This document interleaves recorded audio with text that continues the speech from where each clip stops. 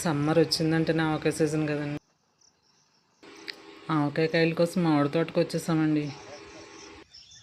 చూసారా ఎంత బాగున్నాయి కాయలు.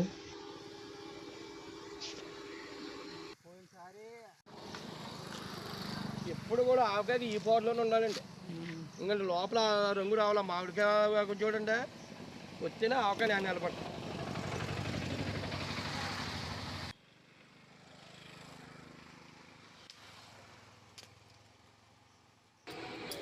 అతను అన్నీ ఓపిగ్గా కోసి ఇచ్చాడండి మామిడికాయ కదా.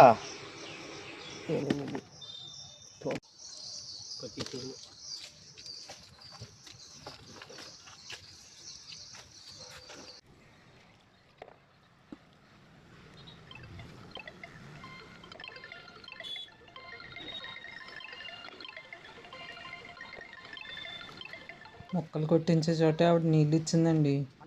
మామిడికాయలన్నీ అలా శుభ్రం చేసేసుకున్నాను.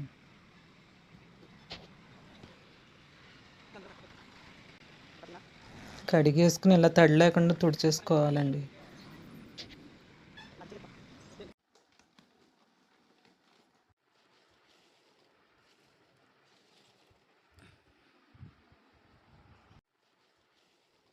ముక్కలు కొట్టించుకుని ఇంటికి వచ్చేసామండి. వీటిని ఒకసారి ఆరబెట్టేసుకుందాం. పొరలు తీసేటప్పుడు అయితే పిల్లలందరినీ కూర్చోబెట్టేవారు.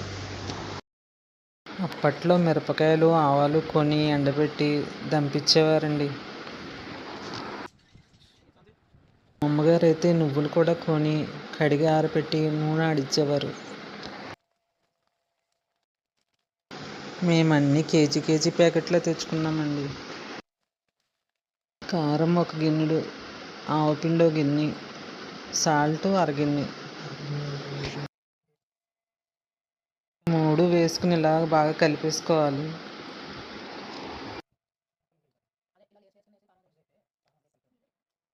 ఈ గుండంతటిని ఒక డబ్బాలో పెట్టేసుకుందాం.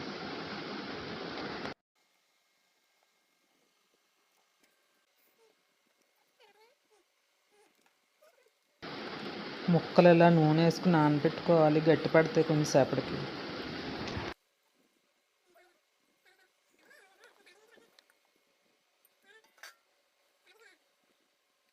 ఇప్పుడు కారం వేసుకొని కలిపేసుకుందాం.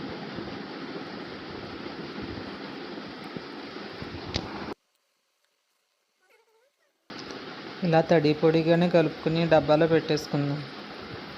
మళ్ళీ 3 రోజుల తర్వాత తిరగ కలుపుకుందాం.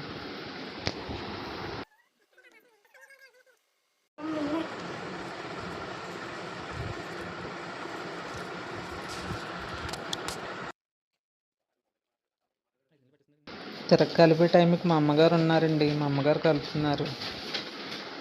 నేను కరెక్ట్ కొలతలు చెప్పలేదు. ఆవకి ఎవరి టేస్ట్ని బట్టి వాళ్ళు పెట్టుకుంటారు. కొంతమంది అల్లం వెల్లుల్లి పేస్ట్ వేసుకుంటారు, కొంతమంది ఆవగుండ ఎక్కువ వేసుకుంటారు. ఎవరి టేస్ట్ వాళ్ళది.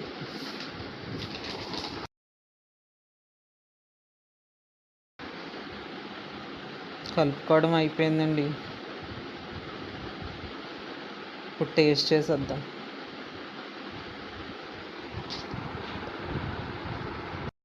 చాలా బాగుందండి. మీరందరూ కూడా పెట్టుకున్నారని అనుకుంటున్నాను. సబ్స్క్రైబ్.